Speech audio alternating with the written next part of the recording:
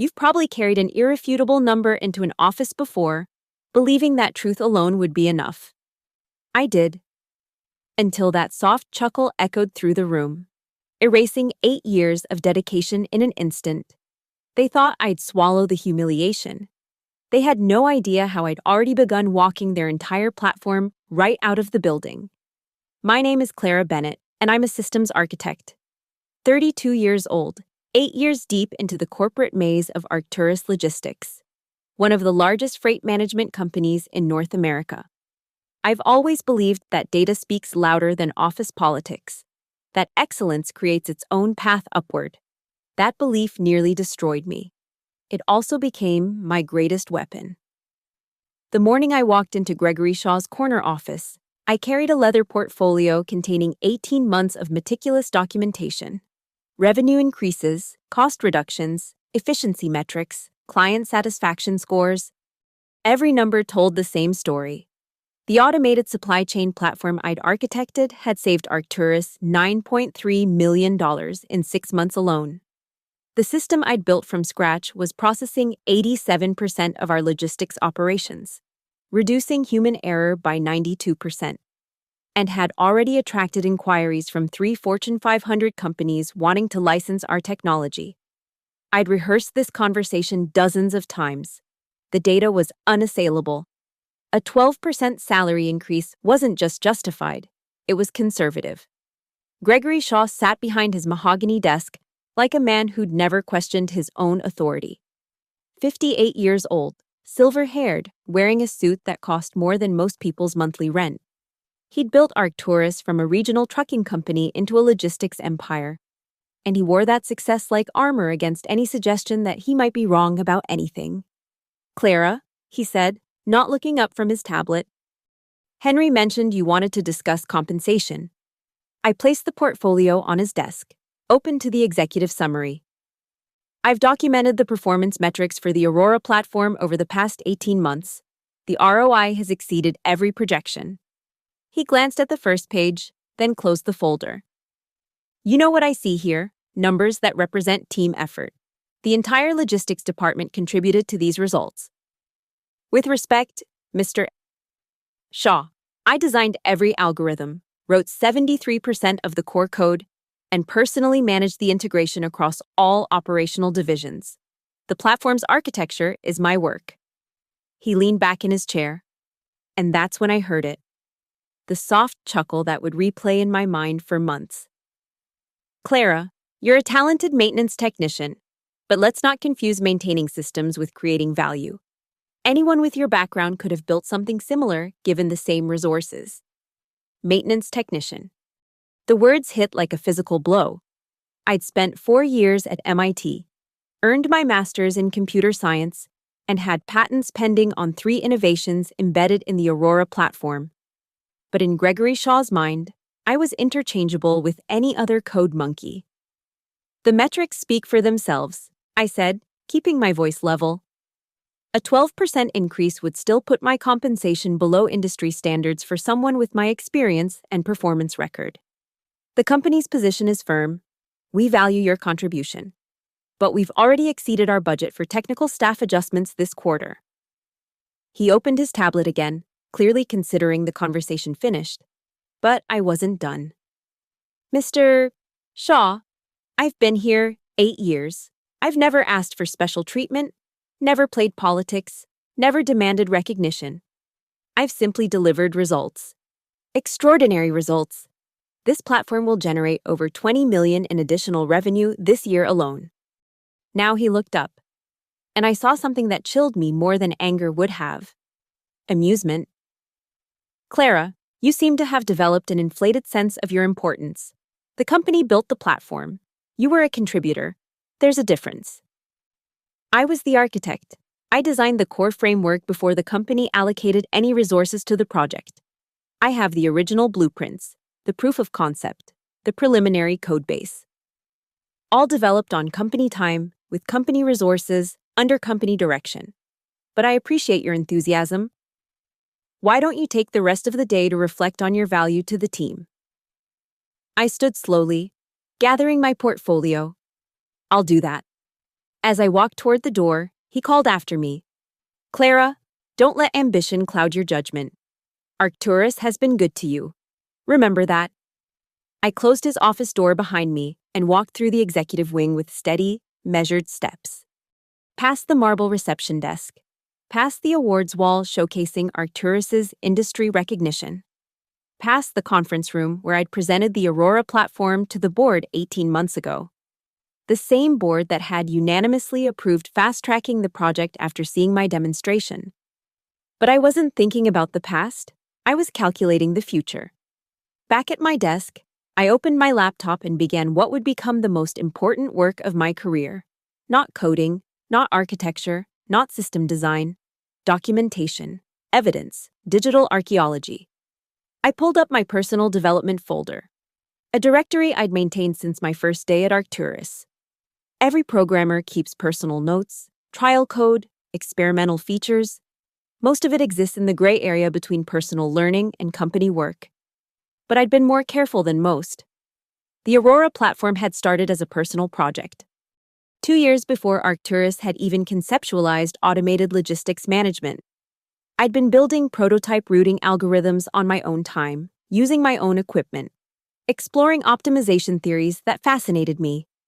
I'd kept detailed timestamps on everything, every file, every iteration, every breakthrough. When Arcturus had expressed interest in developing their own automation platform, I'd foolishly volunteered my preliminary work, thinking it would demonstrate my value to the company. I'd handed over 18 months of personal research, believing that collaboration would benefit everyone.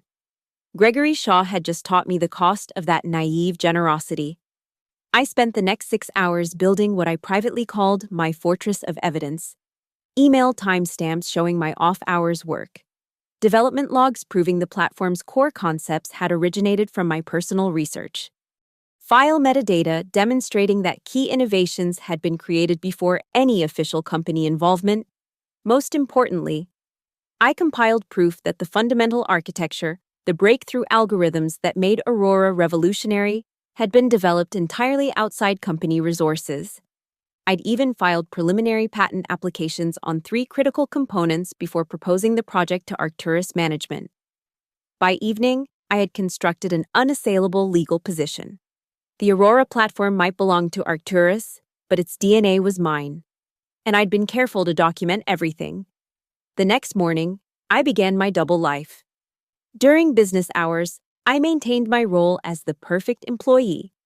I attended meetings, responded to emails, troubleshot system issues, and continued optimizing Aurora's performance. I smiled at colleagues, collaborated on routine projects, and gave no indication that anything had changed. But in the evenings, I worked on Phoenix. Phoenix wasn't theft. It wasn't corporate espionage. It was evolution. Using the same foundational concepts I developed before Arcturus, I began building a completely new platform, not copying Aurora, but reimagining it, taking the core innovations I'd created and pushing them into entirely new territory. Where Aurora was efficient, Phoenix was revolutionary. Where Aurora solved problems, Phoenix anticipated them. I incorporated machine learning algorithms that wouldn't be available in Aurora for another 2 years. I designed scalability frameworks that could handle 10 times Aurora's current capacity. I built security protocols that made Aurora's protection systems look primitive. Every line of code was mine. Every innovation was documented. Every breakthrough was time-stamped and legally protected. I worked 16-hour days, 8 hours for Arcturus, 8 hours for Phoenix. I told myself I was hedging my bets, exploring options, keeping my skills sharp, but I knew the truth.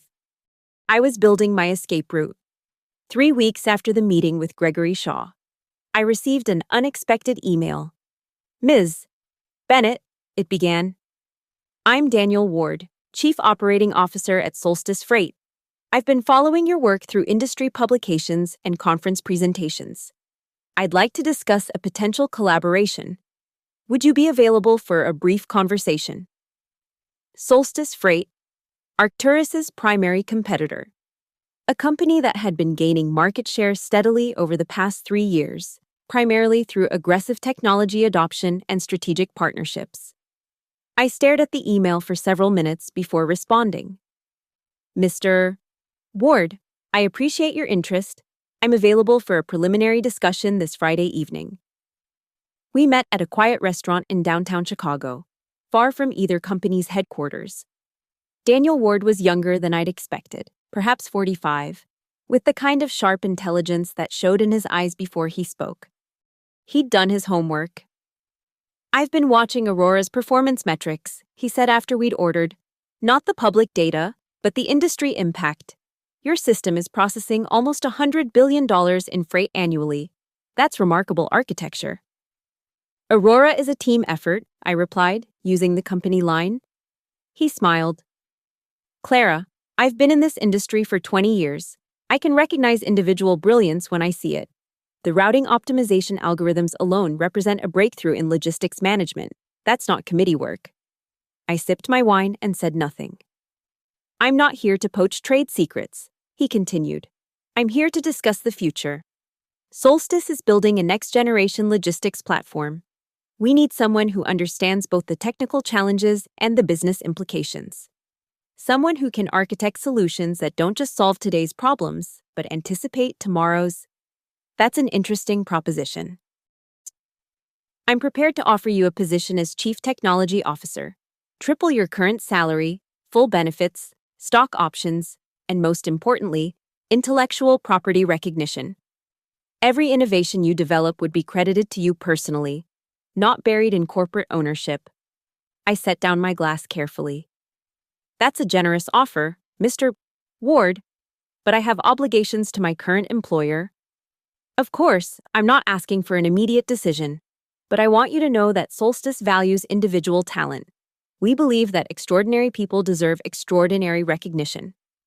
We talked for another hour about industry trends, technology challenges, and the future of logistics automation. He never once asked about Aurora's technical specifications or Arcturus's business strategies. Instead, he focused on my vision for the industry's future. As we prepared to leave, he handed me his business card. "Clara, you're operating below your potential. I hope you'll consider whether your current environment allows you to do your best work." I drove home through the Chicago night, his words echoing in my mind. Not because of the money, though triple my salary would be life-changing, but because of something I'd almost forgotten, the possibility of being valued for what I could create, rather than dismissed for what I'd already built. The next morning, I arrived at Arcturus early and spent an hour reviewing my employment contract. The non-compete clause was standard, but specifically limited to direct competitors and had several exemptions for innovation developed outside company resources. More importantly, it didn't restrict my ability to pursue opportunities based on pre-existing intellectual property. I'd been more careful than I'd realized. Over the following weeks, I maintained my routine while secretly preparing for multiple scenarios. I documented every aspect of my work, created detailed transition plans for my responsibilities, and began subtly training junior developers on Aurora's maintenance requirements. Nobody noticed. Why would they? I was Clara Bennett, the reliable maintenance technician who kept the systems running smoothly. 6 weeks after my meeting with Gregory Shaw, I made my decision. The resignation letter was brief. "Dear Mr. Lewis, please accept this as formal notice of my resignation from Arcturus Logistics. Effective 2 weeks from today. I will ensure all projects are properly documented and transitioned. Thank you for the opportunities provided during my tenure." I delivered it to Henry Lewis, my direct supervisor, at exactly 9 a.m. on a Thursday morning. Henry was a decent man caught in middle management, forced to implement decisions he didn't always agree with. He'd been apologetic about the salary situation, claiming his hands were tied by executive policy. "Clara, this is sudden," he said, reading the letter twice. "Is this about the compensation discussion? Because I've been working on getting approval for a merit increase." "It's not about money, Henry. It's about opportunity." "What can I do to change your mind? I'll go to Shaw directly. We can't afford to lose you." I'd anticipated this conversation. "I appreciate everything you've done for me, Henry, but my decision is final.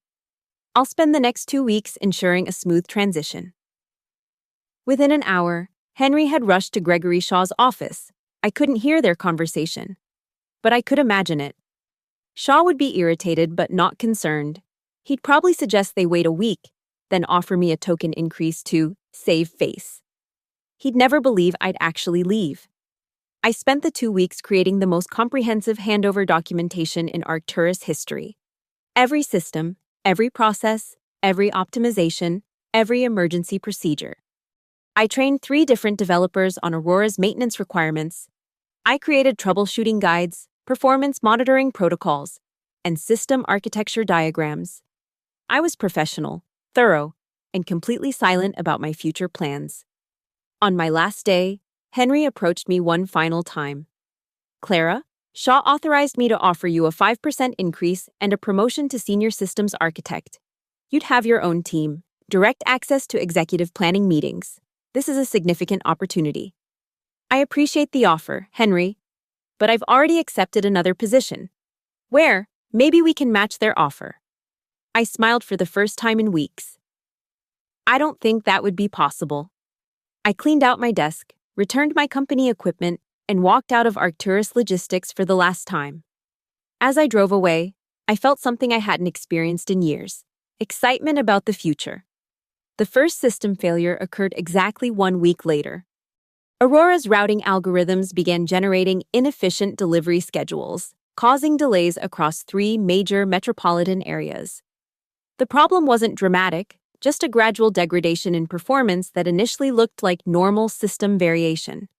But I'd built Aurora to be self-optimizing. It shouldn't have degraded at all.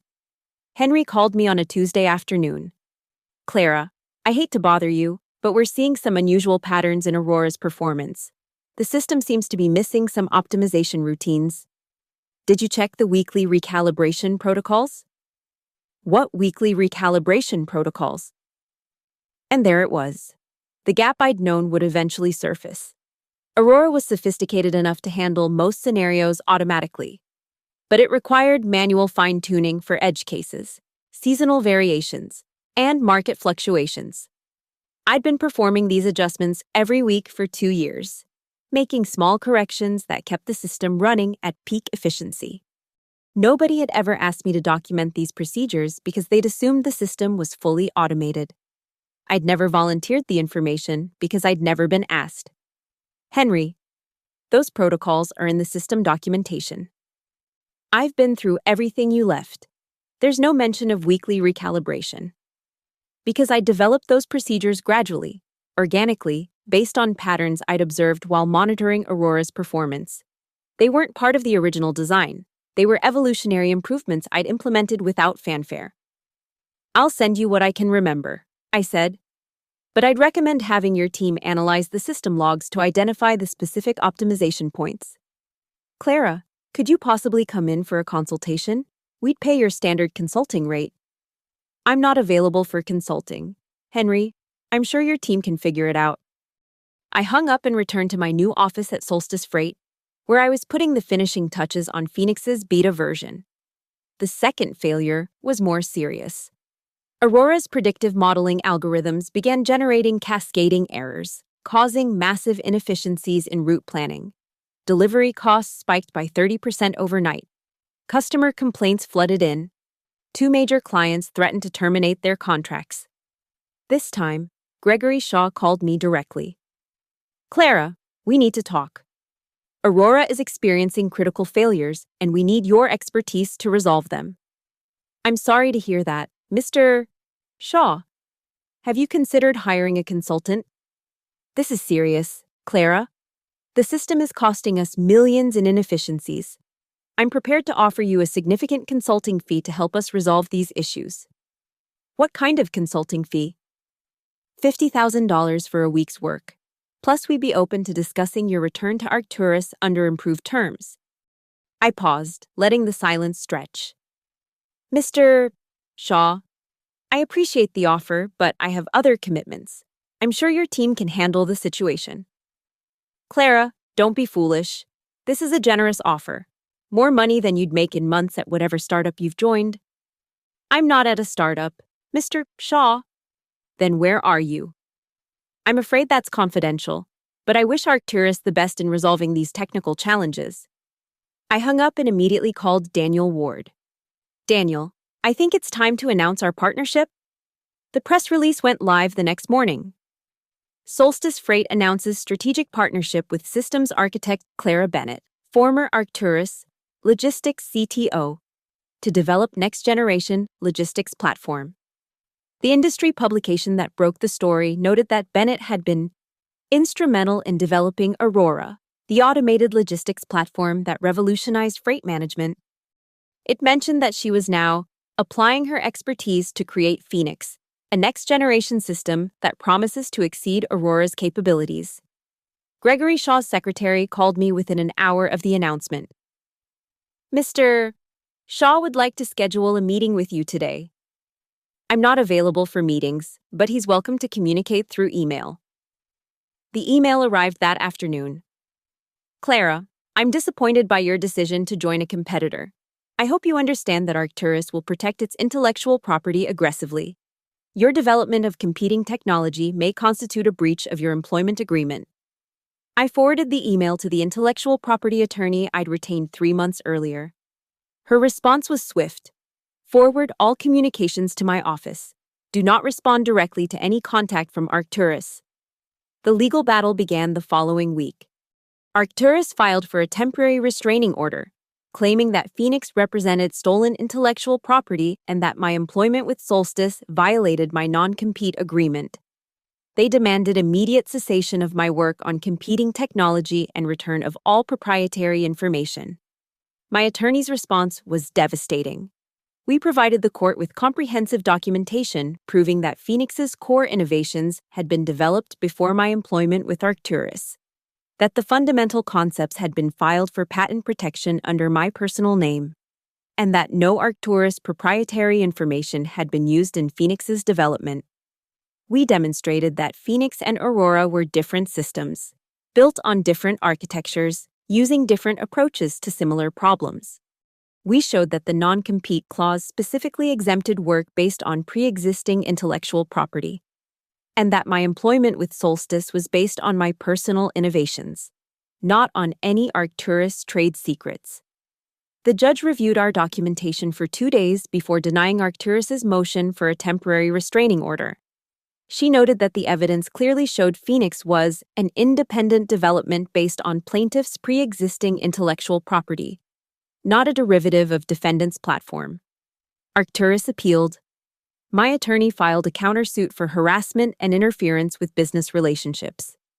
While the legal battle raged, Phoenix moved into beta testing with 3 major freight companies. The results were extraordinary. Phoenix handled complex routing scenarios that Aurora couldn't process. It integrated with systems that Aurora couldn't communicate with. It optimized operations that Aurora couldn't even analyze. The beta test results made headlines in industry publications. Phoenix platform delivers 40% efficiency gains in initial testing. Next-generation logistics software exceeds all performance benchmarks. Solstice Freight's Phoenix platform attracts major client interest. Arcturus's stock price began declining as investors realized the company's technological advantage was evaporating. Aurora was still functional, but it was no longer cutting edge. Phoenix had leapfrogged 2 generations of development. Gregory Shaw tried one final approach. He sent a personal email. Clara, I may have underestimated your contributions to Aurora. Perhaps we can discuss terms for your return to Arcturus.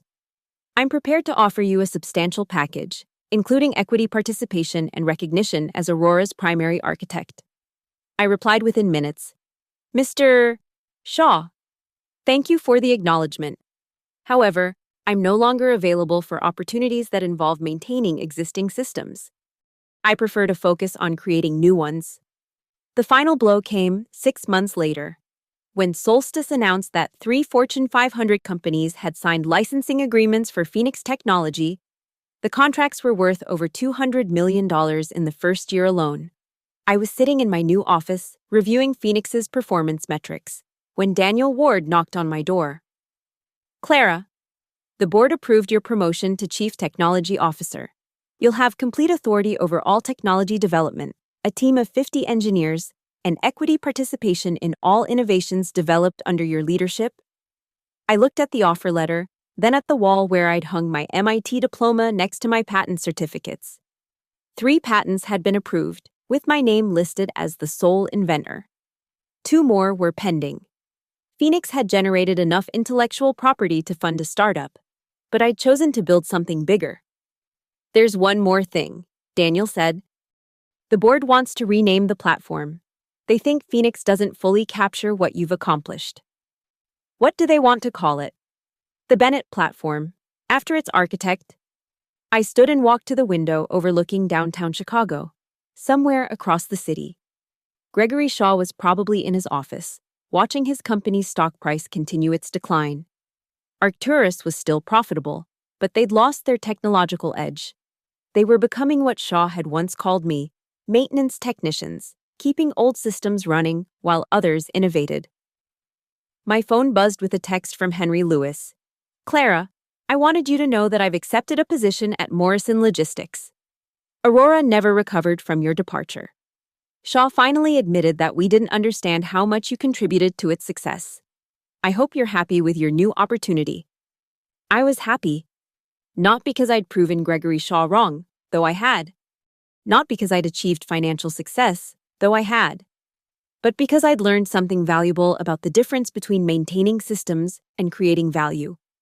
I walked to my whiteboard and wrote, The Bennett Platform, architected by Clara Bennett and team. Every contributor will be recognized. Then I picked up my marker and began sketching the framework for our next innovation. After all, the future doesn't maintain itself. It has to be built. The morning sun streamed through my office windows as I outlined the specifications for our next breakthrough. Outside, Chicago hummed with the energy of commerce, logistics, and ambition. Somewhere in that urban maze, trucks were following routes optimized by Phoenix. Deliveries were being scheduled by algorithms I'd written. And supply chains were operating with efficiency that hadn't existed before I'd decided to build something new. I thought about the younger version of myself who'd walked into Gregory Shaw's office with a portfolio full of numbers, believing that data would speak for itself. She'd been naive, but she'd also been right. Data does speak. It just speaks loudest when it's wrapped in innovation, protected by legal documentation, and presented from a position of strength. My computer chimed with an email from our first major client. The Bennett platform has exceeded all performance expectations. We'd like to discuss expanding our licensing agreement to include international operations. I opened the email and began crafting my response. Not as a maintenance technician, but as the architect of the future. The irrefutable numbers were finally speaking for themselves. And they were telling a story of what happened when extraordinary people were given the opportunity to create extraordinary things. The fortress of evidence I'd built months earlier had become the foundation of something much larger. Not just a platform, but a demonstration that individual brilliance, when properly protected and strategically deployed, could reshape entire industries. I picked up my phone and dialed Daniel Ward's extension. Daniel, I've been thinking about our next project. What if we could apply the Bennett platform's architecture to maritime logistics? The same principles, but scaled for global shipping operations. How soon can you have a prototype? I looked at my calendar, then at the team of engineers who'd joined us from top technology companies across the country. Brilliant people who'd been undervalued elsewhere. Who'd found at Solstice what I'd found, the opportunity to build the future rather than maintain the past. Give me 6 months, I said, and prepare for another industry revolution. As I hung up the phone, I realized that Gregory Shaw had been right about one thing. There was a difference between maintaining systems and creating value. He'd just been wrong about which one I was capable of doing. The conference room was filling with my team members, laptops open, whiteboards clean, ready to tackle our next impossibility. I gathered my notes and walked toward the door, pausing only to glance back at the wall where my patents were displayed. 3 approved, 2 pending, with more applications being filed every month. My name was on every single one. The door closed behind me as I entered the conference room, ready to begin architecting tomorrow's breakthrough. The soft chuckle that had echoed through Gregory Shaw's office seemed like a distant memory now, replaced by the sound of keyboards clicking, ideas flowing, and the future being built one line of code at a time. In the distance, I could hear the faint rumble of freight trucks moving through Chicago's streets, carrying cargo optimized by algorithms I'd written, following routes planned by systems I'd designed, operating with efficiency that existed because I'd chosen to build something new rather than accept someone else's definition of my value. The Bennett platform was processing billions of dollars in logistics operations, but more importantly, it was proving that individual brilliance, properly recognized and strategically deployed, could change the world. Not through corporate politics or executive maneuvering, but through the simple act of creating something extraordinary and putting your name on it. I opened my laptop and began typing the specifications for our next innovation. After all, the future was waiting to be built. And I'd learned that the best revenge wasn't getting even, it was getting ahead.